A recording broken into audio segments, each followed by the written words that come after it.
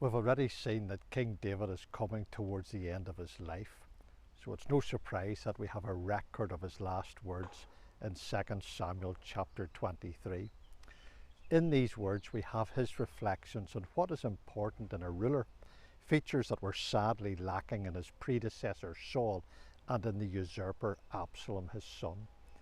Now we're going to read these in verses 1 to 4 of chapter 23.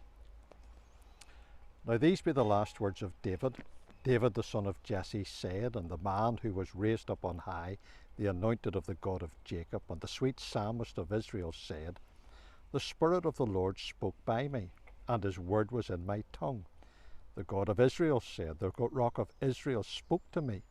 He that ruleth over men must be just, ruling in the fear of God.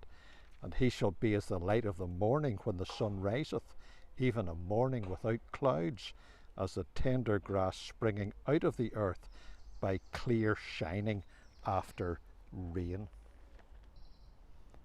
There are some people that have a fascination with the last words of other people, and I'm sure that I've heard of a book that catalogues the final comments of the rich and famous.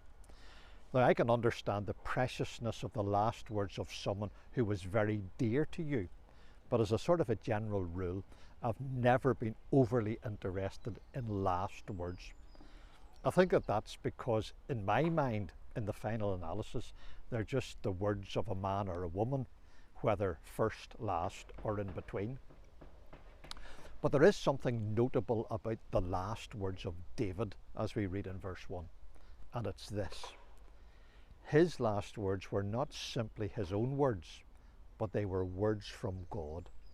We read, the Spirit of the Lord spoke by me, and his word was in my tongue, verse 2.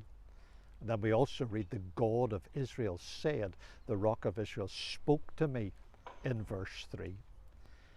David's last words are remarkable because they are words from God, and every word of God is something well worth listening to.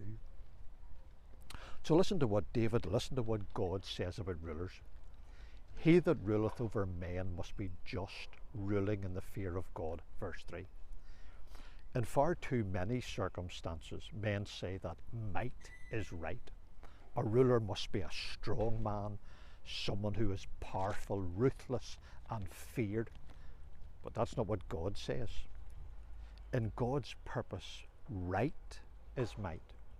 As Solomon wrote, it is an abomination to kings to commit wickedness, for the throne is established by righteousness.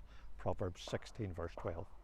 Or as I've heard it said, what is morally wrong cannot be politically right. It is righteousness that exalteth a nation. Proverbs chapter 14 verse 34.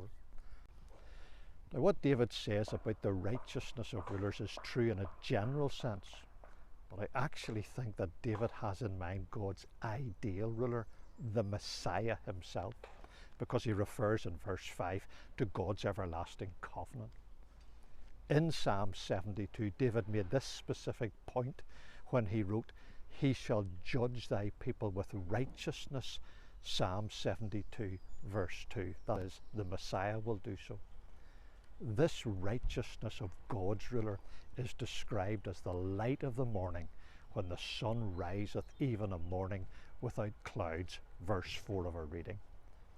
Ordinary human rulers are characterized by clouds because their failings obscure what is ideal, but not the Messiah.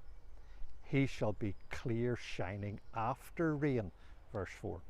Perfection after the imperfection of every other ruler. You see, the one who is the rock in the song that we thought of in the previous chapter, verse 2 of chapter 22, who has become our refuge and salvation, verse 3 of chapter 22. It is he that is the one who will be ruler, of whose kingdom there will be no end. And aren't you glad that it is this righteous king who will sit on God's throne and rule over this earth forever?